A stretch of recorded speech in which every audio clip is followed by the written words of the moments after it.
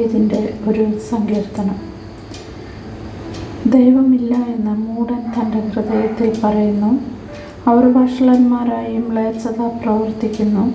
നന്മ ചെയ്യുന്നവൻ ആരുമില്ല.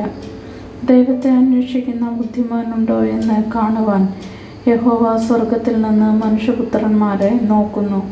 എല്ലാവരും വഴിതെറ്റി ഒരുപോലെ കൊള്ളരുതാത്തവരായി തീർന്നു. നന്മ ചെയ്യുന്നവനില്ല, ഒരുത്തൻ പോലുമില്ല.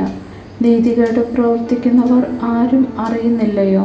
അപ്പം തിന്നുന്നത് പോലെ അവർ എൻ്റെ ജനത്തെ തിന്നുകളയുന്നു. യഹോവയോട് അവർ പ്രാർത്ഥിക്കുന്നില്ല. അവർ അവിടെ അത്യന്തം ഭയപ്പെട്ടു. യഹോവ നീതിമാന്മാരുടെ തലമുറയിലുണ്ടല്ലോ. നിങ്ങൾ ദരിദ്രൻ്റെ ആലോചനയ്ക്ക് ഭംഗം വരുത്തുന്നു. എന്നാൽ യഹോവ അവൻ്റെ സങ്കേതമാകുന്നു. സിയോനിൽ നിന്നും ഇസ്രായേലിൻ്റെ രക്ഷ വന്നെങ്കിൽ യഹോവ തൻ്റെ ജനത്തിൻ്റെ സ്ഥിതി മാറ്റുമ്പോൾ യാക്കോബ് സന്തോഷിക്കുകയും ഇസ്രായേൽ ആനന്ദിക്കുകയും ചെയ്യും. സങ്കീർത്തനങ്ങൾ 15. ദാവീദിൻ്റെ ഒരു സങ്കീർത്തനം.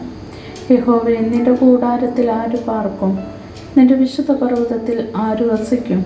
നിഷ്കളങ്കനായി നടന്ന് നീതി പ്രവർത്തിക്കുകയും ഹൃദയപൂർവ്വം സത്യം സംസാരിക്കുകയും ചെയ്യുന്നവൻ നാവുകൊണ്ട് കുരള പറയാതെയും തൻ്റെ കൂട്ടുകാരനോട് ദോഷം ചെയ്യാതെയും കൂട്ടുകാരന് അപമാനം വരുത്താതെയും ഇരിക്കുന്നവൻ വഷളനെ നിന്ദ്യനായി എണ്ണുകയും യഹോവ ഭക്തന്മാരെ ബഹുമാനിക്കുകയും ചെയ്യുന്നവൻ സത്യം ചെയ്തിട്ട് ഛേദം വന്നാലും മാറാത്തവൻ തൻ്റെ ദ്രവ്യം പലിശയ്ക്ക് കൊടുക്കാതെയും കുറ്റമില്ലാത്തവന് വിരോധമായി കൈക്കൂലി വാങ്ങാതെയും ഇരിക്കുന്നവൻ. ഇങ്ങനെ ചെയ്യുന്നവൻ ഒരു നാളും കുലുങ്ങി പോകുകയില്ല.